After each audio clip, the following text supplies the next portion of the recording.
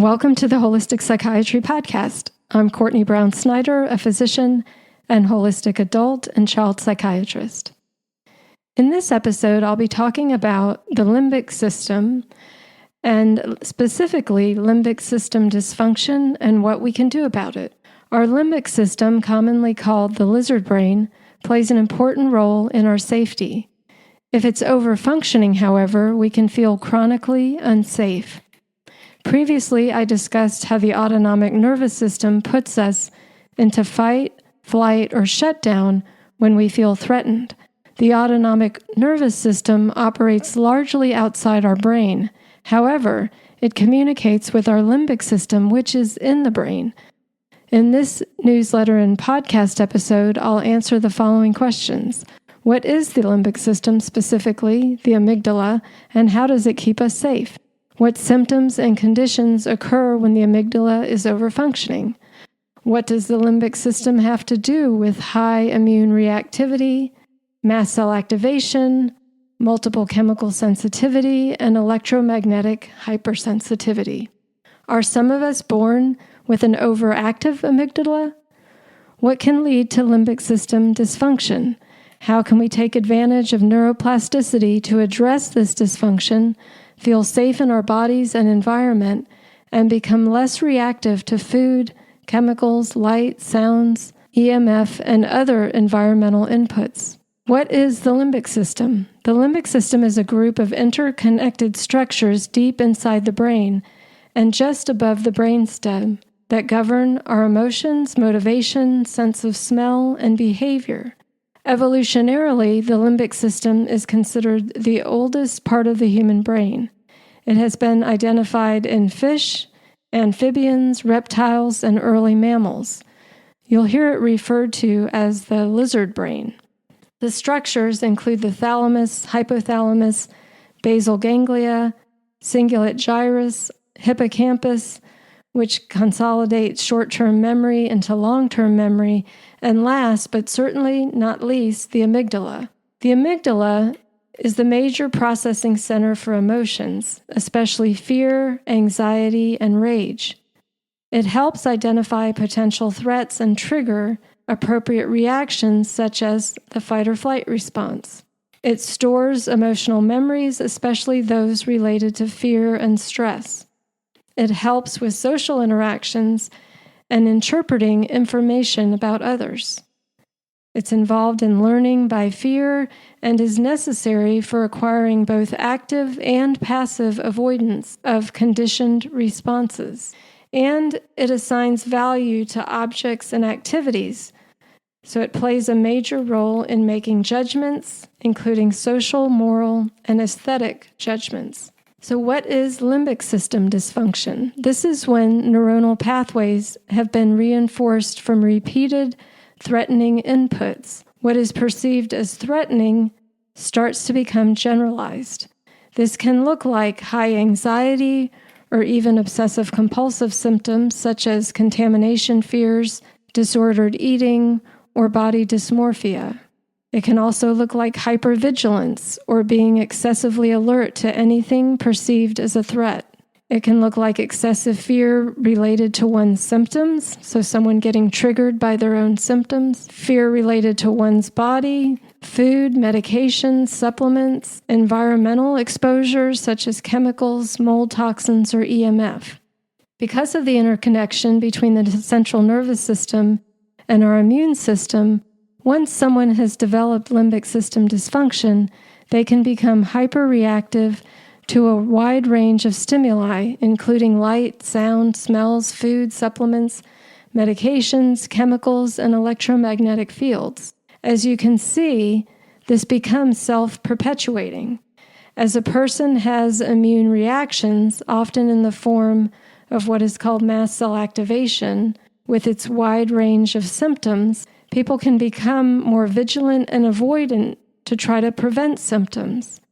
This adaptive response, however, reinforces what become dysfunctional neuronal pathways in the limbic system. Examples of high reactivity can be seen in multiple chemical sensitivity, electromagnetic hypersensitivity, anxiety, PTSD, and obsessive-compulsive disorder. What does this feel like? I can speak to this personally as I had limbic system dysfunction from mold toxicity from a home that had water damage, and then later in a new smart home with high radio frequencies and dirty electricity.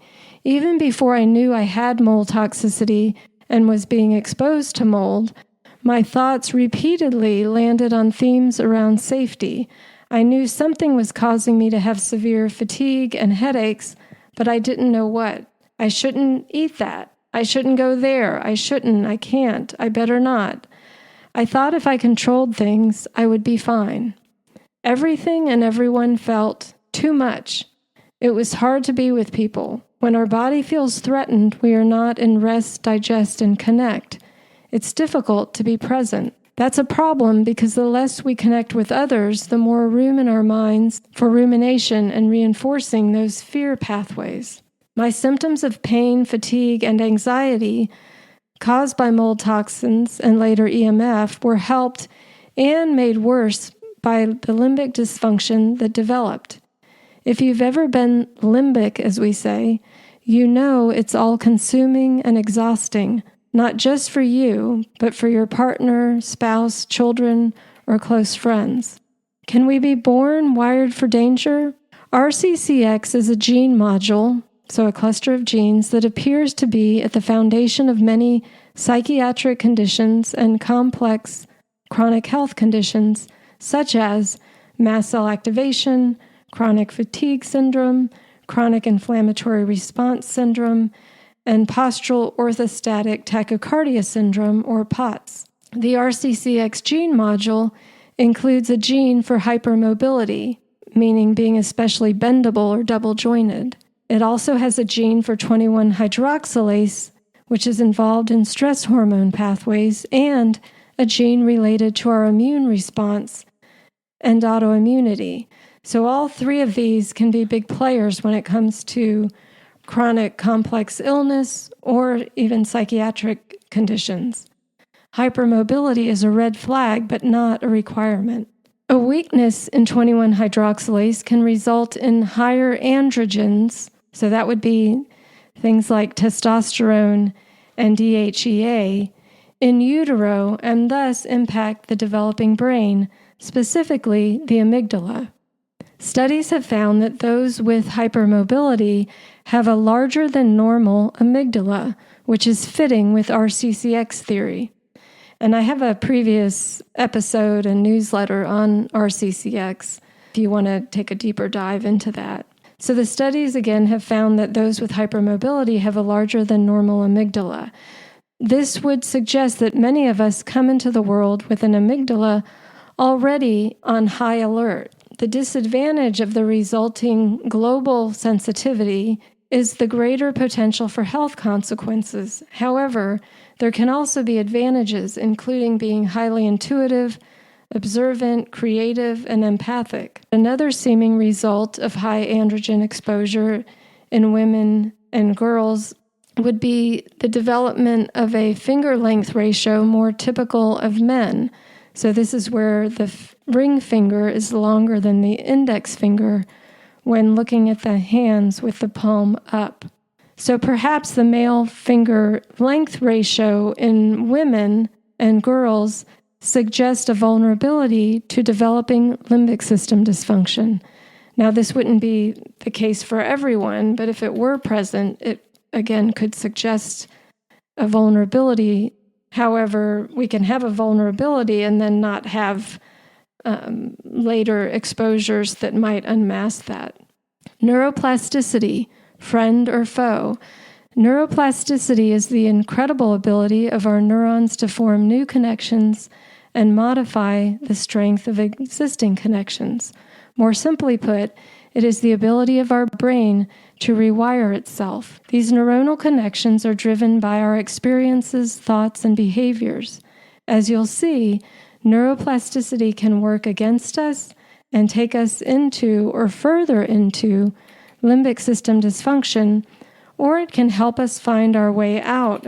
How do we develop this limbic system dysfunction. I do suspect, again, that many of those who go on to develop this already have a vulnerability from the start. However, environmental inputs such as exposures to toxins or trauma can reinforce those neuronal pathways of fear and avoidance. Such experiences could start as early as the first 3 years of life. Perhaps one's attachment experiences left them feeling unsafe and uncertain. There could have been trauma.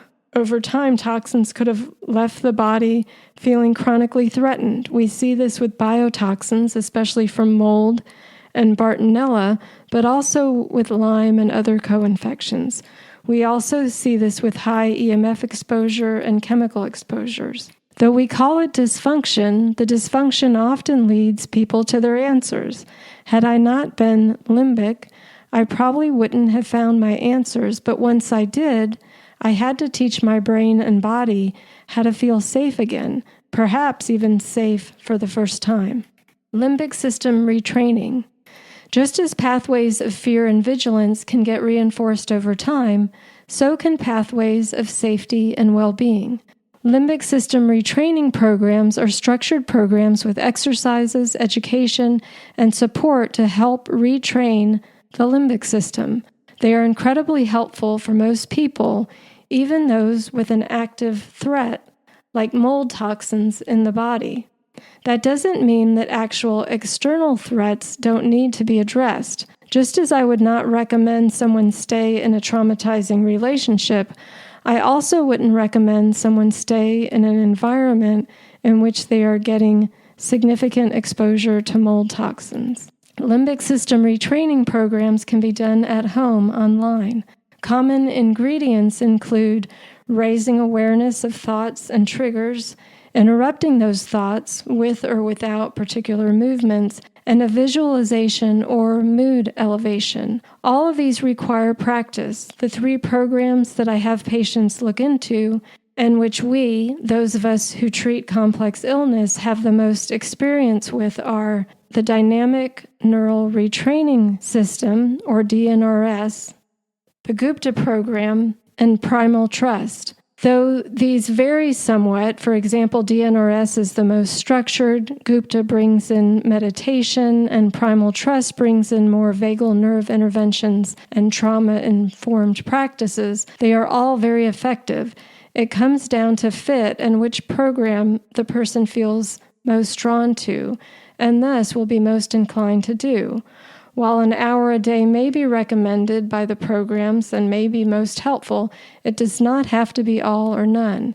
Even 10 minutes a day to start can still be helpful. For patients who are so sensitive that they cannot tolerate any supplements, binders for toxins, or medications to calm down their immune and/or nervous system, limbic system retraining programs and vagal nerve interventions for 8 weeks usually can allow them to more easily move forward.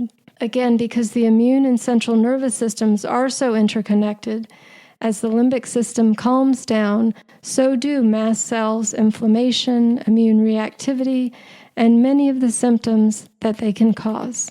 Who benefits from limbic system retraining? These programs, specifically the Dynamic Neural Retraining System, was first used for multiple chemical sensitivity, chronic fatigue syndrome, electromagnetic hypersensitivity syndrome, and fibromyalgia.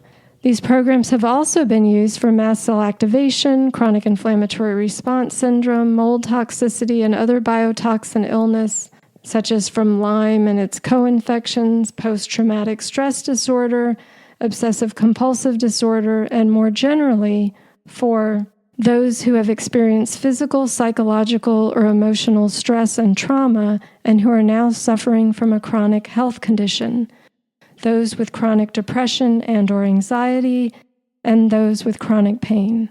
How to help children with limbic system dysfunction.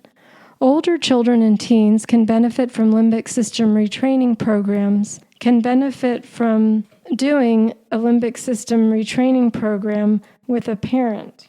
My daughter and I did DNRS together. Our conversations about it were reinforcing and still shape how we each think about how to support our neurophysiology. For younger children, following the steps may be more difficult. Programs instead, such as Brain Tap and Stephen Porges' Safe and Sound program, can be very helpful. Honoring our limbic system. Before I close, I would again point out that our amygdala, beyond keeping us safe, is the source of many of our gifts, our sensitivity, our intuition about people, and our inner knowing. Those of us who come into the world wired for danger, as they say, are also wired to see things others may not see and feel things others may not feel. We can use such gifts to serve a higher good. Whether or not you struggle with limbic symptoms, I hope something here helps you appreciate your limbic system so that you can find peace and purpose. Thank you for listening. If you'd like to receive these newsletters or episodes in your mailbox each week, please consider subscribing at CourtneySnyderMD.com, where I also have information about my consultations that I offer nationally and internationally. Until next time, take care. Bye-bye.